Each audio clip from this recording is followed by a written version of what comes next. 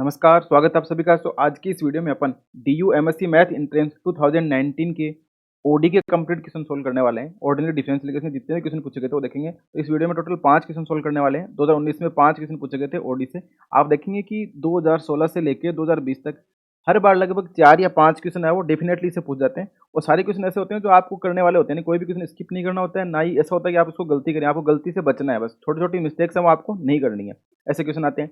और इसी प्रकार से अगर आप प्रीवियस ईयर पेपर की पीडीएफ है, कोई भी डाउट होता है तो इसके लिए आप Telegram channel exponential mathematics join कर सकते हैं। और इसका जो डाउट डिस्कशन ग्रुप है जहाँ पे आप अपने डाउट डिस्कस कर सकते हैं, उसके लिए आपको क्या करना पड़ेगा, @एक्सपोनेंशियल मैथमेटिक्स 2531 अगर आप टेलीग्राम के सर्च करते हैं तो आप वहाँ पे पहुंच जाएंगे। इसका लिंक है वो इस वीडियो के डिस्क्रिप्शन बॉक्स में भी है, तो वहाँ पे भी आप देख सकते हैं। और आप इस वीडियो में जो क्वेश्चन है ऑर्डिनरी डिफरेंशियल इक्वेशन के, वो क्वेश्चन है वो ऑर्थोगोनल ट्रेजेक्टरी पे बेस्ड है। जनरल डिफरेंशियल इक्वेशन कैसे अपन कंस्ट्रक्ट करते हैं उस पे बेस्ड है। और जनरल सॉल्यूशन कैसे निकालते हैं वो है। और एक क्वेश्चन है वो जो साइमल्टेनियस डिफरेंशियल इक्वेशन है उसको कैसे सोल्व करते हैं। तो अपन एक एक करके सारे क्वेश्चन देखेंगे। आपको हर क्वेश्चन को इस प्रकार से समझना है कि कोई डाउट नहीं रहे, यानी कि आपको ऐसे आइडिया लग जाना चाहिए कैसे इसको सोल्व करना है, इसमें किस चीज़ का यूज हो, सब आपको ध्यान में रखना है। बाकी इसके जो 2020 वाला पेपर वो मैंने सोल्व कर दिया है, 2018 का भी ऑलरेडी सोल्व है, 2019 का आज हो जाता है। इसके बाद 16 और 17 के हैं, वो भी मैं जल्द से जल्द आपको प्रोवाइड कर दूंगा। तो अपन देखते हैं इसके सारे क्वेश्चन। तो सबसे पहला जो क्वेश्चन यहाँ पे पूछा गया था, differential equation of a family of parabola with focus at origin and axis along x axis, यानी कि आपको वो डिफरेंशियल इक्वेशन बतानी है पैराबोला, फैमिली ऑफ पैराबोला के लिए। इसका फोकस ओरिजिन है और एक्सिस कहाँ पे, इसके एक्स एक्सिस के अलोंग है। तो अब आप देख सकते हैं कि यहाँ पे किस प्रकार से करना है। तो पहले तो आपको इस फैमिली ऑफ पैराबोला का जो इक्वेशन है वो पता होना चाहिए। तो आपको पता होगा कि Y square equals to 4x होता है। पर यहाँ पे इसने बोल दिया कि फोकस है वो ओरिजिन पर और एक्स एक्सिस क्या, अलोंग एक्स एक्सिस। तो इसका समीकरण इक्वेशन क्या बन जाएगा, y square equals to 4a into x plus a. अब ये अपने पास क्या हो गया, किसका इक्वेशन हो गया, this is the family of parabola with focus at origin and x axis along axis. तो इस फैमिली का जो इक्वेशन है वो ये हो गया, y square equals to 4a into x plus a. अब इस प्रकार के क्वेश्चन को कैसे करते हैं कि जो भी पैरामीटर, अब देखो यहाँ पे ए क्या है, ए पैरामीटर है, यानी कि ये कुछ इस प्रकार से बन सकता है। ये पैराबोला बनेगा वो कुछ इस प्रकार से बनेगा। ये कोऑर्डिनेट इसका क्या हो जाएगा, माइनस का a,0 और ये वाई स्क्वायर इक्वल्स टू, ये अपनी एक्स एक्सिस है और ये इसकी वाई है। तो ये क्या है, y square equals to 4a into x plus a. अब यहाँ पे फोकस क्या बोला इसने, एट ओरिजिन है, तो यहाँ पे आ रहा है। तो ये ए है ना वो वेरी कर सकता है। अब ए कुछ भी हो सकता है। तो यहाँ पे ए क्या है, पैरामीटर। तो अपने को क्या करना है कि डिफरेंशियल इक्वेशन अपन इस प्रकार से ए को पैरामीटर को अपन को मतलब ऐसे एलिमिनेट करना है कि ए को गायब करना है। तो यूजिंग दिस इक्वेशन एंड अपन क्या करेंगे, इसका जितने पैरामीटर होते हैं उतने टाइम डिफरेंशिएशन करते हैं। तो यहाँ पे सिर्फ एक ही पैरामीटर ए है, तो अपन इसका एक बार डिफरेंशिएशन करेंगे और फिर इस इक्वेशन की मदद से डिफरेंशिएशन करने के बाद जो इक्वेशन आती है वो, और Y square equal to 4x से अपन ए को जो y square equal to 4a into x plus a है, इसे अपन ए को एलिमिनेट कर देंगे। तो अपने पास क्या आ जाएगा, रिक्वायर्ड डिफरेंशियल इक्वेशन आ जाएगी। जैसे अपन कैसे करते हैं देखते हैं। जैसे अपने पास इक्वेशन क्या बनी, y square equals to 4a into x plus a, ये बन गई। अपन इसका क्या करते हैं, differentiation with respect to x. तो ये क्या बन जाएगा, 2y dy by d x is equals to क्या आ जाएगा, 4a तो एज इट इज, और ये क्या हो जाएगा, इसको ऐसे देख सकते हो 4a x plus 4a square होता है ये। तो 4a स्क्वायर का तो क्या हो जाता है अपने, जीरो हो जाता है, कॉन्स्टेंट है। तो ये क्या बन जाएगा, इक्वल्स टू 4a आ गया। यहाँ से आप a की वैल्यू निकालेंगे तो क्या करेगा, इधर चला जाएगा ये 4। तो यानी कि y by two d y by d x is equals to क्या आ गया अपने पास, a आ गया। अब इस a को आप यहाँ पे पुट कर दो तो अपने पास रिक्वायर्ड डिफरेंशियल इक्वेशन आ जाएगा, यानी कि वाई स्क्वायर इक्वल्स टू क्या आ जाएगा, 4 into y by two d y by d x. ठीक है, एक्स प्लस ए की जगह ये करेंगे y by two d y by d x. अब इसको सिंप्लीफाई करेंगे तो इधर से क्या आ गया, वाई स्क्वायर इक्वल्स टू, ये 2 से 2 कैंसिल हो जाएगा, यानी कि 2y d y by d x into x, ये एक्स मल्टीप्लाई हो जाएगा प्लस, अब ये पूरी से मल्टीप्लाई हो जाएगा। तो यहाँ पे 2y आ रहा है और एक ये 2 है, तो 2 से 2 कैंसिल, ये क्या बन जाएगा, y square into d y by d x का होल स्क्वायर। अब आप देख रहे हैं कि यहाँ पे वाई स्क्वायर है, यहाँ पे वाई है, वाई तो एक वाई सबसे कैंसिल हो जाएगा, यानी कि ये क्या बन जाएगा, यहाँ से अगर लिखें तो क्या बनेगा, y into d y by d x का होल स्क्वायर, अब वाई तो कैंसिल हो गया, plus 2x d y by d x equals to, यहाँ से क्या बचेगा, सिर्फ वाई बचेगा क्योंकि वाई स्क्वायर है, ये कैंसिल। तो इसको अपन ऐसे भी तो लिख सकते हैं ना, y d y by d x का whole square plus 2x d y by d x minus y equals to 0। तो ये अपने पास क्या आ गई, रिक्वायर्ड डिफरेंशियल इक्वेशन आ गई। जो कैसी डिफरेंशियल इक्वेशन है, जिसका फोकस तो कहाँ पे है, ओरिजिन पे, और एक्स एक्सिस किसके है, अलोंग एक्स एक्सिस है। तो ऐसा ऑप्शन देख लो कौन सा है। तो यहाँ पे देखो y d y by d x का whole square plus 2x d y by d x और इक्वल्स टू वाई, या ऐसा बोल सकता हूँ कि मैं माइनस वाई इक्वल्स टू अपन बोल सकते हैं 0। यानी कि अब ये सॉरी इधर आएगा तो minus y equals to zero. तो ऐसा ऑप्शन आप दे सकते हैं कि minus y equals to zero, यानी y d y by d x का whole square plus 2x d y by d x minus y equal to zero. तो सेकंड ऑप्शन इसका क्या हो जाएगा, करेक्ट हो जाएगा। अब आप इसके आंसर क्यों के साथ कंफ्यूज मत होना 2019 वाली के, क्योंकि ड्यू की ऑफिशियल वेबसाइट पे वहां पे लिखा हुआ है दिस इज डमी आंसर की, ये आंसर की सही नहीं है, डमी आंसर की है। तो इसका सेकंड ऑप्शन है वो क्या होगा, करेक्ट होगा। तो आई होप आपको पता लगा हो कैसे फैमिली ऑफ कोई भी करो, यहाँ पे हाइपरबोला दे देता, इलिप्स दे देता, सर्किल दे देता, तो आप क्या करें, सबसे पहले जो पैरामीटर होता है उसके करस्पॉन्डिंग डिफरेंशिएशन करें। तो जो डिफरेंशिएशन करने के बाद जो इक्वेशन आती है वो, और जो गिवन इक्वेशन होती है यानी फैमिली वाली, उन दोनों से आप जो पैरामीटर होता है उसको आप एलिमिनेट कर दें, तो आपके पास जो रिक्वायर्ड डिफरेंशियल इक्वेशन का फॉर्मूला आपको प्राप्त हो जाएगा। तो इसका सेकंड ऑप्शन करेक्ट हो गया। अब नेक्स्ट क्वेश्चन क्या है, नेक्स्ट क्वेश्चन ऐसा पूछते हैं the orthogonal trajectory of the family of curve a y square equals to x cube where a is an arbitrary constant is. अब देखो पहली बात तो ध्यान में रखना कि ऑर्थोगोनल ट्रेजेक्टरी के, जैसे अभी कुछ लोग एचसीयू का प्रिपरेशन कर रहे हैं और एचसीयू का एग्जाम भी होने वाला है, तो उसमें डेफिनेटली ऑर्थोगोनल ट्रेजेक्टरी का क्वेश्चन पूछा जाता है, 100% पूछा जाता है। तो इसके लिए आपको क्या करना होता है, तो वही सेम कहानी यहाँ पे होती है। फैमिली ऑफ कर्व दे रखा है, तो आप सबसे पहले क्या करें, ए पैरामीटर है तो इसको आप डिफरेंशिएशन करके हटाएं, और बाद में इसमें टर्म आएगी d y by d x, उसको आप रिप्लेस कर दें किससे, minus of d x by d y, और इंटीग्रेट कर दें, तो आपके पास क्या आ जाएगा, ऑर्थोगोनल फैमिली ऑफ कर्व आ जाएगा। जैसे कि सपोज दैट आप यहाँ पे देख सकते हैं कि ये क्या है कि a y square equal to x cube है। तो जब a y square equal to x cube है, इसका आप एक बार डेरिवेटिव करेंगे क्योंकि यहाँ पे एक ए की टर्म है, तो ये क्या बन जाएगा, a two y d y by d x equal to क्या आ जाएगा, 3x स्क्वायर। ठीक है, अब यहाँ से क्या होगा कि ए की वैल्यू कितनी आ जाएगी, 3x स्क्वायर अपॉन, जैसे ए निकालना अपने को, तो 3x square upon 2y into d y by d x. ये किसकी वैल्यू आ गई अपने पास, ए की वैल्यू आ गई। ये ए की वैल्यू अपन कहाँ पुट कर देंगे, इस इक्वेशन में पुट कर देंगे। फिर अपन क्या करेंगे, d y by d x को रिप्लेस कर देंगे किससे, माइनस का d x upon d y से। अपने पास ऑर्थोगोनल ट्रेजेक्टरी, ऑर्थोगोनल का मतलब क्या है कि दो कर्व जहाँ पे, जैसे सपोज एक कर्व है, ये कर्व है, ये तो परपेंडिकुलर कट करने के लिए, और जिस पॉइंट पे परपेंडिकुलर कट करेंगे वहाँ पे क्या होगा, स्लोप का मल्टीप्लीकेशन m1 इंटू m2 कुछ तो क्या आ जाएगा, माइनस का 1 हो जाएगा। यानी कि एक की अगर जो स्लोप है वो d y by d x है, तो दूसरे की माइनस का d x upon d y. तो ये कॉन्सेप्ट होता है कि d y by d x into इन दोनों को आपस में मल्टीप्लाई करेंगे तो माइनस 1 आ जाएगा, क्योंकि डी वाई से d y cancel, d x से डी एक्स तो माइनस 1 आ जाएगा। इसलिए अपन क्या करते हैं, d y by d x की जगह क्या पुट कर देंगे, माइनस का d x upon d y कर देंगे। तो अपने ए की वैल्यू निकाल दी 3x square upon 2y into d y by d x, और ये अपन इस केस में पुट कर देते हैं। यानी कि अपन कहाँ पुट करेंगे, ए वाई स्क्वायर इक्वल्स टू क्या था अपने पास, एक्स क्यूब था। ए की जगह अपने पास को क्या पुट करना है, ए की जगह अपने को पुट करना है कि 3x स्क्वायर अपॉन 2y, यानी कि 3x स्क्वायर अपॉन 2y, और साथ में d y by d x है, और ये मल्टीप्लाई किससे हो रहा है, वाई स्क्वायर से, इक्वल्स टू क्या है, एक्स क्यूब है। अब देखो ये वाई से एक वाई कैंसिल, एक्स स्क्वायर से यहाँ पे ये कैंसिल, तो यहाँ पे बचेगा एक्स और यहाँ पे बचेगा वाई। तो इधर क्या बच गया, 3y upon 2 into d y by d x equals to अपने पास क्या आ गया, एक्स आ गया। इसको इधर ले जाते हैं तो ये क्या बन जाएगा, 3y upon 2 into d y, 3y upon 2 equal to आ गया x into d y by d x. अब अपन क्या करेंगे, d y by d x है उसकी जगह अपन क्या पुट करेंगे, माइनस का d x upon d y put कर देंगे। तो ये क्या बन जाएगा, 3y upon 2 which is equal to x, इसकी जगह अपन क्या पुट करेंगे, माइनस का d x upon d y. अब 2 को इधर ले जाओ और डी वाई को इधर ले आओ, तो ये बन जाएगा 3y d y is equals to minus का 2x डी एक्स। ये बन गया। अब दोनों तरफ अपन क्या कर देंगे, इंटीग्रेट कर देंगे, क्योंकि अपने डी वाई को इधर ले लिया और 2 को इधर ले लिया, तो दोनों तरफ इंटीग्रेट करेंगे तो क्या बनेगा, ये 3y स्क्वायर अपॉन 2, तो ये तो इधर तो बन जाएगा 3y square upon 2 is equals to, इधर क्या माइनस का 2x डी एक्स है, तो ये माइनस का एक्स स्क्वायर बाई 2, यानी कि माइनस का एक्स स्क्वायर अपॉन 2 प्लस सी बनेगा। अब देखो सॉरी माइनस का ऊपर 2 नहीं आएगा, क्योंकि यहाँ पे ऑलरेडी 2 है, तो 2 से 2 एक्स स्क्वायर बाई 2 होता है एक्स का, तो x square by 2 into minus का 2, तो 2 से 2 कैंसिल हो जाएगा, यानी कि तो माइनस एक्स स्क्वायर ही आएगा प्लस सी। अब इसको इधर ले आओ तो 3y square upon 2 plus x square equal to c, 2 से मल्टीप्लाई कर दो तो 3y square plus 2x square equals to 2c, और 2c को कोई नया कॉन्स्टेंट बोल दो, कैपिटल सी बोल दो, तो ये क्या बन जाएगा, this implies 3y square plus 2x square equals to c आ गया। तो ये क्या आ गया, ऑर्थोगोनल ट्रेजेक्टरी का इक्वेशन आ गया। यानी अपन ने क्या करा, सबसे पहले कि जो इक्वेशन थी उसमें अपन ने सबसे पहले ये करा कि ए को एलिमिनेट करा, ए वाई स्क्वायर इक्वल टू, जब ए को एलिमिनेट करेंगे अपन तो यहाँ से ए की वैल्यू आ गई अपने पास। जैसे ए की वैल्यू अपने पास डेरिवेटिव करने के बाद ए की वैल्यू आई, उसको अपन को यहाँ पे पुट कर दिया।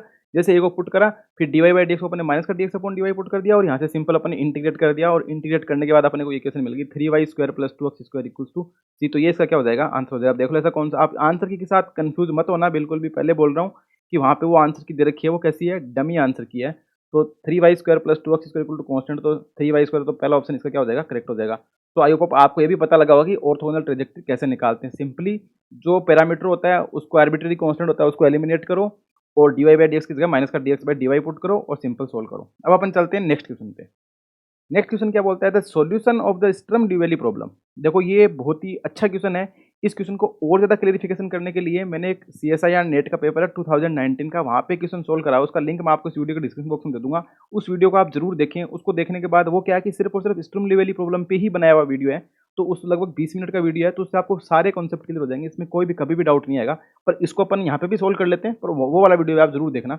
The solution of the stem Liouville problem d2y upon dx plus lambda y equal to 0, y0 equals to 0 और y pi equals to 0 where lambda is constant is non-trivial। अपने को क्या करना है, इसने ऐसा पूछा है कि ये जो स्ट्रीम ल्यूविल प्रॉब्लम है ना, इसके लिए आप लैम्डा की वो वैल्यू बताओ कि ये इक्वेशन नॉन ट्रिवियल सॉल्यूशन रखे। स्ट्रीम ल्यूविल प्रॉब्लम में अपन करते यही है कि जो भी गिवन डिफरेंशियल इक्वेशन होती है उसमें जो पैरामीटर लैम्डा है कि द सॉल्यूशन ऑफ लैम्डा की वैल्यू निकालनी है, कांस्टेंट लैम्डा, तो कि नॉन ट्रिवियल सॉल्यूशन आ जाए। नॉन ट्रिवियल बोलने मतलब ट्रिवियल सॉल्यूशन नहीं आना चाहिए। और साथ में देखो y 0 पे क्या है, 0 है, y पाई पे क्या है, 0 है। तो इस प्रकार की जो कंडीशन होती है ना, इसको अपन बोलते हैं Dirichlet value Sturm Liouville problem. ये किस प्रकार की कंडीशन है, बाउंड्री कंडीशन। इसको बाउंड्री कंडीशन बोलते हैं क्योंकि 2 पॉइंट पे दे रखी है, तो ये बाउंड्री पे है 0 और पाई पे, तो ये क्या बाउंड्री कंडीशन है, तो इसको बोलते हैं अपन Dirichlet boundary condition. Dirichlet boundary condition. एक बाउंड्री कंडीशन होती है कि न्यूमैन बाउंड्री कंडीशन। ये किस में, ये देखो y 0 पे 0, y पाई पे 0, यानी कि सिर्फ और सिर्फ पैरामीटर y पे है, ये सिर्फ y में कंडीशन दे रखी है। और न्यूमेन बोलने का मतलब होता है y डैश पे, यानी कि y डैश a कुछ तो आपको कुछ दे देगा, y डैश b कुछ तो कुछ दे देगा, यानी कि डेरिवेटिव में आती है तो उसको अपन बोलते हैं न्यूमेन बाउंड्री वैल्यू प्रॉब्लम। और अगर मिक्स्ड बाउंड्री कंडीशन यानी कि y भी आ जाए साथ में और y डैश भी आ जाए, उसको अपन बोलते हैं मिक्स्ड बाउंड्री वैल्यू प्रॉब्लम। और एक होती है periodic boundary value problem. Periodic में क्या होता है कि पीरियोडिक में जो डेरिवेटिव पे होता है वही y पे होता है, यानी कि y a equals to y b है, तो डेरिवेटिव पे भी सेम पॉइंट रहेंगे, यानी y dash a equals to y dash b ही होगा। ये अब देखो यहाँ पे भी y और y डैश, यानी ये भी मिक्स्ड टाइप की है, पर ये पीरियोडिक है, यानी कि y a पे y b पे और y डैश b। और मिक्स्ड में कुछ भी हो सकता है, जैसे मान लो y dash a plus y dash b equal to something c दे दिया, तो ये मिक्स्ड। तो आपको और ज़्यादा क्लियरिफिकेशन चाहिए कि डिरिचलेट प्रॉब्लम क्या होती है, boundary value problem, Neumann, mixed और पीरियोडिक कौन से का सॉल्यूशन कैसे एग्जिस्ट करता है, तो इसके लिए आप वो नेट वाला वीडियो वो जरूर देखें। उसका हम आपको डिस्क्रिप्शन बॉक्स में लिंक मिल जाएगा। अब अपन को क्या करना है कि द सॉल्यूशन ऑफ द, इसका सॉल्यूशन निकालना है कि सच दैट नॉन ट्रिवियल होना चाहिए और लैम्डा की वैल्यू क्या होगी। तो अपन इसमें 3 केस लेके चलेंगे कि लैम्डा इक्वल टू 0 पे क्या होता है, लैम्डा ग्रेटर देन 0 होगा तब क्या होगा, और lambda less than equal to 0 होगा तब क्या होगा। और अपने को साथ में ये दोनों कंडीशन का भी ध्यान रखना है। और d2y अपन इस इक्वेशन को, तो अपन इसको सोल्व करते हैं। जैसे कि अपने को गिवन है, जो इक्वेशन है वो अपने को गिवन है कि d2y upon dx square plus lambda y equals to 0 और y 0 पे 0 है एंड y पाई पे 0 है। अपन ने फर्स्ट केस ले लिया, केस फर्स्ट की लैम्डा इक्वल टू 0 है। इसका मतलब ये इक्वेशन क्या बन जाएगी, d2y upon dx square equals to 0 बन गई। इसको अपन सोल्व कर सकते हैं कि y equals to ax plus b बन गया। अब साथ में ये कंडीशन भी सेटिस्फाई करनी, y 0 पे 0 यानी कि 0 equals to a into 0 plus b। इसका मतलब क्या हो गया, b इक्वल टू 0 आ गया, दिस इंप्लाइज b 0 आ गया। तो यानी y इक्वल्स टू क्या आ गया, ax आ गया। अब बोलता है पाई पे 0, तो a इंटू पाई, तो यानी a into pi equal to 0। अपन को पता है पाई नॉन 0 था, इसका मतलब a भी 0 आ गया। जब a भी 0 b भी 0, तो ये क्या बन जाएगा, y इक्वल टू 0। ये कैसा सॉल्यूशन होता है, ट्रिवियल सॉल्यूशन होता है। और अपने को किसी ने बोला गया कि आपको नॉन ट्रिवियल सॉल्यूशन निकालना है। इसका मतलब लैम्डा इक्वल टू 0 क्या है, पॉसिबल नहीं है। तो लैम्डा इक्वल टू 0 तो पॉसिबल नहीं हुआ। अब अपन बात करते हैं केस सेकंड की। पहला केस तो अपना कैंसिल हो गया यहाँ से कि लैम्डा इक्वल टू 0 तो पॉसिबल नहीं है। अब अपन बात करते हैं lambda less than 0। Lambda less than 0 चल सकते हैं। तो सपोज दैट कि लैम्डा लेस देन 0, तो अपन ने लैम्डा को मान लिया माइनस का अल्फा स्क्वायर। अभी देखो अल्फा स्क्वायर हमेशा क्या होता है, ग्रेटर देन 0 होता है। माइनस का लेके चल रहे हैं, इसका मतलब ये माइनस अल्फा स्क्वायर क्या होगा, हमेशा लेस देन 0 लेगा। इसको अपन ने लैम्डा बोला है, तो ये थोड़ा सिंप्लिसिटी के लिए सोल्व करने के लिए अपन इसको लैम्डा इक्वल टू माइनस का अल्फा स्क्वायर ले लेते हैं। तो ये हमेशा लेस देन 0 लेगा, यानी लेस देन 0। तो इक्वेशन क्या बन जाएगी फिर अपनी, इक्वेशन बन जाएगी d2y upon dx square minus का alpha square y equal to 0 और साथ में y 0 पे 0 है और y पाई पे भी 0 है। अब ये क्वेश्चन तो आपको पता चल ही रहा है कि d square minus alpha square into y type के 0 है, तो इसका कॉम्प्लीमेंट्री फंक्शन क्या बन जाएगा, एम ऑक्सिलरी इक्वेशन बनेगी m square minus alpha square equal to 0। This implies m equal to plus minus alpha. तो इसका जो वाई की वैल्यू आ जाएगी, क्या आ जाएगी कॉम्प्लीमेंट्री फंक्शन, c1 e की power alpha plus c2 e की पावर माइनस एल्फा। ठीक है, आ गई। अब अपन को y 0 पे 0, तो 0 पे 0 पुट करेंगे तो c1 plus c2 equal to 0 आ जाएगा। y पाई पे 0 करेंगे तो c1 e की power alpha pi plus c2 e की power minus alpha pi equal to 0। यहाँ से ये हो जाएगा।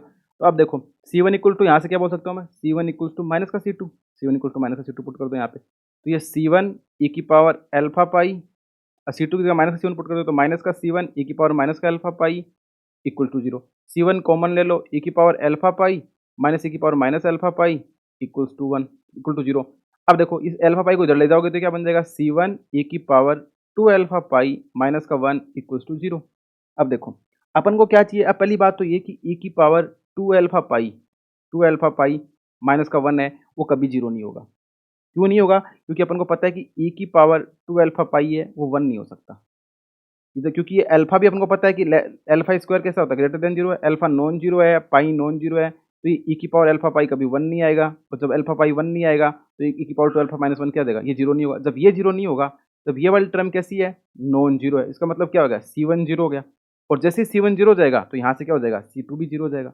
तो इस केस में भी अपने पास क्या आ गया, C1 भी 0 आ गया, C2 भी 0 आ गया। कौन से केस में आ गया, जब अपन ने लेमडा को माना था लेस देन माइनस का अल्फा स्क्वायर, यानी ऐसा बोल सकता हूँ कि lambda equals to minus alpha square which is less than 0। तो इस केस में अपने पास क्या आया था कि C1 भी 0 आ गया और C2 भी 0 आ गया।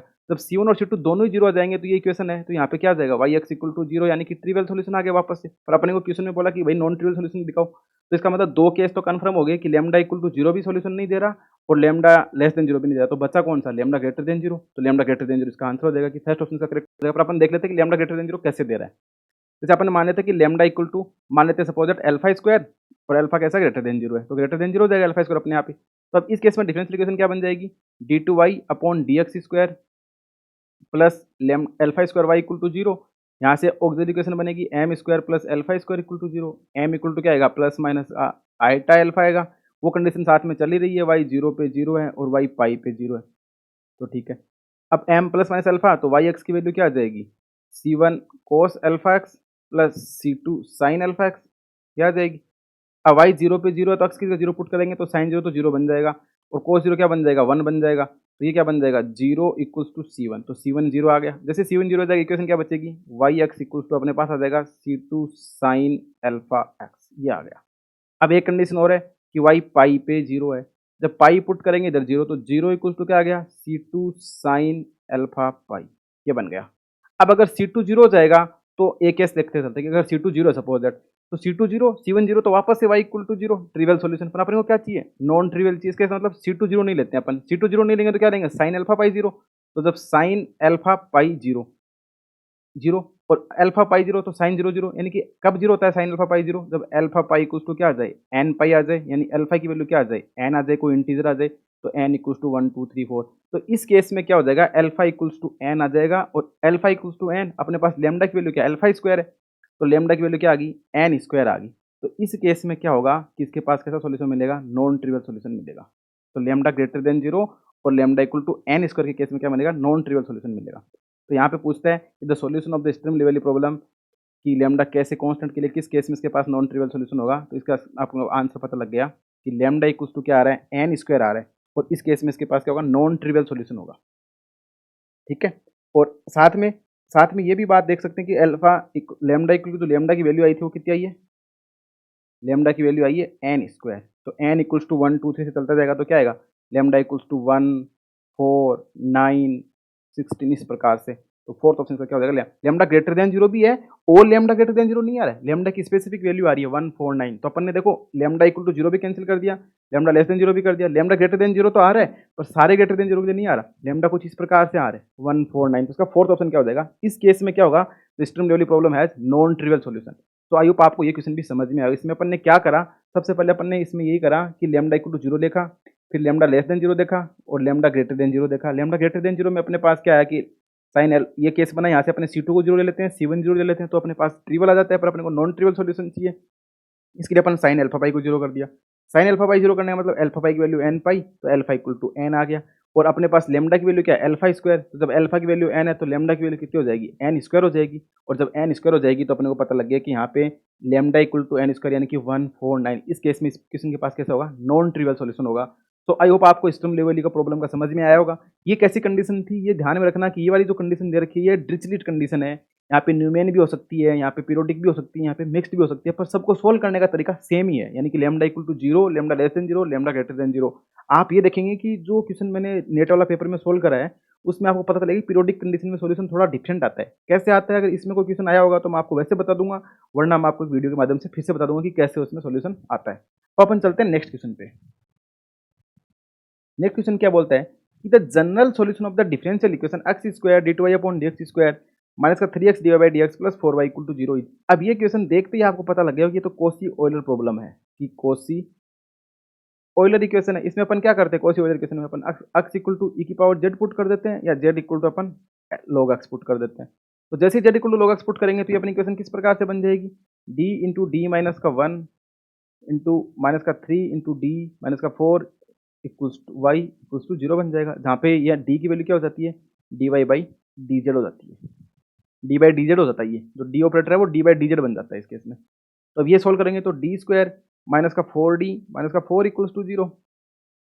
अब इसका ऑक्सिलरी इक्वेशन क्या बन जाएगा, ऑक्सिलरी इक्वेशन बन जाएगा एम स्क्वायर माइनस का 4m माइनस का 4 इक्वल टू 0, यानी कि m माइनस का 2 का होल स्क्वायर इक्वल टू 0, यानी कि m की वैल्यू क्या आ गई, 2 आ गई। अब इस केस में इसका कॉम्प्लीमेंट्री फंक्शन क्या हो जाएगा, y इक्वल्स टू हो जाएगा c1 प्लस c2z और इंटू ई की पावर 2z, ये बनेगा c1 प्लस c2z इंटू ई की पावर 2z। अब देखो, क्योंकि अपन ने क्या करा, ऑयलर इक्वेशन थी। अब ये देखो, ये तो यहाँ पे एक्स स्क्वायर, इसको सिंपली अपन सोल्व नहीं कर पा रहे हैं, पर आपको देखते पता लग गया कि कैसी इक्वेशन है, ये कॉची ऑयलर इक्वेशन है। कॉची ऑयलर में अपन जानते हैं एक्स इक्वल टू ई की पावर जेड पुट करते हैं, z equal to log x put करते हैं, और जैसे ही z equal to log x, तो जो अपने पास जो operator d by d x हो जाता है वो कन्वर्ट हो जाता है डी बाई डी जेड में, और जैसे ये डी बाई डी जेड बन जाता है तो इसको अपन ने सोल्व कर लिया। अब इसका ऑक्सिलरी इक्वेशन लिखा, एम की वैल्यू 2 और 2 आ गई, कॉम्प्लीमेंट्री फंक्शन इस केस में अपन c1 प्लस c2z ई की पावर 2z पुट करते हैं। अब अपन को z में पर अपना सोल्यूशन तो x में निकालना है, तो इसलिए अपन x की जगह e की पावर z या z की जगह log x पुट कर देंगे। तो ये क्या बन जाएगा, c1 plus c2 log x, और e की पावर 2z है वो क्या बन जाएगा, x स्क्वायर बन जाएगा, क्योंकि जब x इक्वल्स टू e की पावर z है तो x square equals to e की पावर 2z बन जाएगा। तो यानी कि यहाँ पे क्या बन जाएगा, c1 plus c2 log x into x square. तो यहाँ से अपने को पास जो y का सोल्यूशन क्या आ जाएगा, y x equals to general solution आ जाएगा c1 plus c2 into log x और इंटू में क्या आ जाएगा, एक्स स्क्वायर आ जाएगा। तो इसका मतलब इसका कौन सा ऑप्शन करेक्ट हो जाएगा, c1 plus c2 log x into x square, तो फोर्थ ऑप्शन करेक्ट हो जाएगा। तो आप गलती ना करें, देखो ये क्वेश्चन क्या था, देखो फोर्थ ऑप्शन इसीलिए दिया है कि आप गलती करें। देखो e की पावर x एक्स स्क्वायर यदि आप सीधा सिंपल से निकालते तो अपन जल्दी से क्या करते थे, c1 plus c2 x into ई की पावर 2x। तो देखो सेकंड ऑप्शन देख रखा है, आप गलती करें इसलिए इसने जानबूझ के फोर्थ ऑप्शन दिया है, तो इस प्रकार की गलती नहीं करनी है। अभी तक 4 क्वेश्चन अपन ने सोल्व करें, कोई भी ऐसा क्वेश्चन ऐसा नहीं था जो आप नहीं कर पा रहे हो, सारे के सारे क्वेश्चन इसी प्रकार से पूछे जाते हैं, ओडी और पीडी से सब कुछ सेम क्वेश्चन आते हैं, लगभग सेम कॉन्सेप्ट रहता है। तो आप पुराने पेपर देखेंगे तब भी आपको आइडिया लग जाएगा, 2019 20 18 17 16 सारे पेपर देखना, आपको पूरा आइडिया लग जाएगा कि कैसे क्वेश्चन पूछे जाते हैं, क्या इसमें रहता है क्या नहीं रहता। तो अब देखो यहाँ से क्या हो रहा है कि फोर्थ ऑप्शन आ गया c1 plus c2 log x into x square. अब अपन चलते हैं नेक्स्ट क्वेश्चन पे। नेक्स्ट क्वेश्चन बड़ा सिंपल है, आप इजीली कर पाएंगे। The solution of the differential equation x dash t equal to minus का y plus t, y dash t equal to x minus का t, where c1 c2 arbitrary constant है, तो आपको सॉल्यूशन बताना है। इस प्रकार के डिफरेंशियल इक्वेशन अपन क्या बोलते हैं, साइमल्टेनियस डिफरेंशियल इक्वेशन है। तो आप इसको क्या करना है कि या तो आप दोनों को सोल्व करना है, यानी कि x और y में सोल्व कर लो, x डैश निकाल लो y डैश निकाल लो अलग अलग, यानी कि यहाँ से y को एलिमिनेट कर दो, यहाँ से x को एलिमिनेट कर दो। सपोज दैट अपन क्या करते हैं, x को सोल्व करते हैं, तो अपने पास x dash t equal to क्या है, माइनस का y प्लस t है, ठीक है। तो यहाँ से अब अपन किसकी वैल्यू पुट करना चाह रहे हैं कि एक की वैल्यू पुट कर देते हैं, तो दूसरे का y dash t equal to x minus का t है। अब यहाँ से अगर y की वैल्यू निकालें, यहाँ से y की वैल्यू क्या आ जाएगी, y इक्वल टू आ जाएगी, इसको इधर ले आते हैं, t minus x dash t आ गया, t minus x dash t आ गया। तो y डैश टी करेंगे तो वो कितना आ जाएगा, 1 माइनस का एक्स डबल डैश टी आ गया। तो ये y dash equal to 1 minus x double dash t अपन इस जगह पुट कर देते हैं, तो ये इक्वेशन क्या बन जाएगी, 1 minus x double dash t is equal to x minus का टी। इसको सोल्व करें तो इस एक्स डबल डैश टी को तो इधर ले आओ और टी को इधर ले जाओ, तो इधर तो क्या बन जाएगा t प्लस 1 और इधर क्या बन जाएगा x dash double dash plus x, यानी कि x double dash t plus x t equals to t plus 1। ये अपने पास क्या बन गई, second order linear differential equation बन गई, नॉन होमोजीनियस, यानी कि अपने पास आ गया x double dash t plus x t equals to t plus 1, equals to t plus 1 ही है ना, इक्वल्स टू टी प्लस 1। तो ये अपने पास इक्वेशन बन गई। कैसे बनी आज, आई होप आपको समझ में आया होगा कैसे बनी। अपन ने क्या करा कि एक में से x dash equal to minus y dash t है, तो यहाँ से y की वैल्यू निकाल के इसमें डेरिवेटिव सेकंड वाले में पुट कर दिया, और y dash equal to 1 minus x double dash t है, तो यहाँ से सोल्व करने के बाद अपने पास बन गई x double dash t plus x t equal to t plus 1। अब ये तो अपन सिंपली सोल्व करना जानते हैं इसको, तो इसमें अपन इसके ऑक्सिलरी, इसका अपन क्या निकालेंगे, कॉम्प्लीमेंट्री फंक्शन निकालेंगे और इसका पर्टिकुलर इंटीग्रेशन निकालेंगे, क्योंकि ये नॉन होमोजेनियस है। तो कॉम्प्लीमेंट्री के लिए क्या बन जाएगा, d square plus 1 into x equals to t plus 1 है, और यहाँ पे डी की वैल्यू क्या है, ये जो डी ऑपरेटर वो क्या है, D by D T type का है। ठीक है, अब auxiliary equation m square plus 1 equal to 0, यानी कि m equal to plus minus का आइटा, तो कॉम्प्लीमेंट्री फंक्शन क्या आ जाएगा, c1 cos t plus c2 sin t। ठीक है, अब बात करते हैं अपन पर्टिकुलर इंटीग्रेशन की, तो ये तो अपने पास कॉम्प्लीमेंट्री फंक्शन आ गया। पर्टिकुलर इंटीग्रेशन क्या आ जाएगा, 1 अपॉन डी स्क्वायर प्लस 1 और ऊपर क्या है टी प्लस 1। जब ये पोलिनोमियल टाइप का तो अपन इसका ऊपर ले जाके बायनोमियल एक्सपेंशन कर देते हैं, यानी कि ये क्या बन जाएगा, डी स्क्वायर प्लस 1 की power minus 1 into T plus 1। अब इसका एक्सपेंशन करेंगे तो क्या बनेगा, ये 1 प्लस डी स्क्वायर है भाई, तो 1 माइनस का डी स्क्वायर प्लस माइनस का डी स्क्वायर का होल स्क्वायर प्लस डी की पावर 4 आ जाएगा, यानी कि 1 माइनस का d square plus d square का whole square plus alternate term चलती जाएगी, और बाहर क्या रखा हुआ है, टी प्लस 1 है। तो अब आप देख सकते हैं कि ये टी प्लस 1 है, ये 1 डिग्री का पोलिनोमियल है, इस डी का मतलब डेरिवेटिव होता है, इसका मतलब 4 बार डेरिवेटिव, तो ये टर्म कोई मतलब नहीं, जीरो आ जाएगा। डी स्क्वायर वाला भी इसके साथ करेंगे तो जीरो आ जाएगा, तो सिर्फ और सिर्फ क्या आएगा, टी प्लस 1 आएगा। तो यानी कि इसका पर्टिकुलर इंटीग्रेशन क्या आ गया, सिर्फ और सिर्फ टी प्लस 1 आ गया। कॉम्प्लीमेंट्री फंक्शन अपने पास है ही, तो जो जनरल सॉल्यूशन y जो x डैश टी आएगा, x टी आएगा, वो क्या बनेगा, वो बनेगा complementary function plus particular integration. Particular integration आपको समझ में आया होगा कि अपन ने क्या करा, 1 अपॉन डी स्क्वायर प्लस 1 था, इसका डी स्क्वायर प्लस 1 की पावर माइनस 1 कर दिया, टी प्लस 1 हो गया। अब इसका एक्सपेंशन खोलेंगे, यानी कि 1 प्लस डी स्क्वायर की पावर माइनस 1 खोलेंगे, तो वो क्या बनेगा, 1 माइनस का डी स्क्वायर प्लस डी की पावर 4 माइनस का डी की पावर 6, ऐसे चलता जाएगा, और साथ में इसके मल्टीप्लाई में क्या है, टी प्लस 1 है। और अपन को पता है कि ये डी का मतलब क्या होता है, डेरिवेटिव, और 1 अपॉन डी का मतलब होता है इंटीग्रेशन। तो अब ये डी स्क्वायर का मतलब 2 बार डेरिवेटिव, अब टी प्लस 1 का 2 बार डेरिवेटिव करेंगे विद रिस्पेक्ट टू टी, क्योंकि डी की वैल्यू क्या डी बाई डी टी है, ये तो जीरो बन जाएगा, आगे वाली सारी टर्म जीरो आ जाएंगे, तो ये 1 से मल्टीप्लाई होगा सिर्फ कि टी प्लस 1, यानी इसका पर्टिकुलर इंटीग्रेशन सिर्फ और सिर्फ कितना आएगा, टी प्लस 1 आएगा। तो अपने C F plus P I करेंगे, तो सी एफ क्या था, c1 cos t plus c2 sin t plus T plus 1। ये किसकी वैल्यू आ गई अपने पास, ये वैल्यू आ गई अपनी एक्स टी की। ठीक है, अपन को वाई टी और निकालना है। अब देखो एक्स टी आ गया, और आप क्वेश्चन में देख रहे हैं कि एक्स टी तो आ गया अपने पास, वाई टी निकालना है। अब अगर पहले वाली क्वेश्चन क्या है, x dash T equals to minus का वाई प्लस टी है, यानी पहले वाली क्वेश्चन क्या है, x dash T equals to minus का वाई प्लस टी है, अपने पास एक्स टी आ गया, अपन को वाई निकालना, तो यहाँ से वाई की जगह क्या आ जाएगा, y T equals to t minus x dash t आ जाएगा। ठीक है, अब ये अपने पास एक्स टी रखा, डेरिवेटिव करो जरा इसका, तो c1 cos टी का क्या हो जाता है, माइनस का साइन टी, तो माइनस का sine T plus c2 cos T, T का डेरिवेटिव प्लस 1 आ गया। अब आपको क्या करना है, y T equals to T में से घटाना है इसको, तो टी माइनस का करेंगे तो ये माइनस माइनस का प्लस हो जाएगा, यानी कि प्लस का, एक प्लस का क्या बनेगा, c1 टी बन जाएगा, प्लस का c1 sine T, c1 sine T minus का c2 cos टी माइनस का 1, यानी कि बन जाएगा c1 साइन टी माइनस का c2 cos T plus T minus का 1। ये किसकी वैल्यू आ गई, वाई टी की आ गई, c1 साइन टी माइनस का c2 cos T plus T minus का 1, और c1 cos T plus c2 sine T plus T 1, ये किसकी वैल्यू आ गई, एक्स टी की आ गई। तब आप ऑप्शन चेक कर सकते हैं कि c1 cos T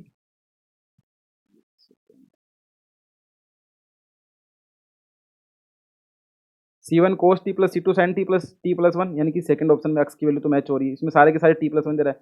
c1 sin T minus का c2 cos T plus T minus 1, ये देखो आप यहाँ पे c1 sin टी माइनस का c2 cos T plus T minus का 1 और प्लस टी माइनस का 1, c1 sin T minus c2 cos T plus, तो ये y की वैल्यू आ गई, यानी कि सेकंड ऑप्शन क्या हो गया, इसका करेक्ट हो गया। तो आई होप आपको ये क्वेश्चन भी समझ में आया होगा। अपन ने क्या करा, सबसे पहले अपन ने यहाँ से जो x है, x डैश टी की वैल्यू है, y की वैल्यू निकाली, यहाँ से y की वैल्यू अपन ने y डैश टी की फॉर्म में इसमें रख दी, तो अपने इक्वेशन को x डैश टी में बना लिया।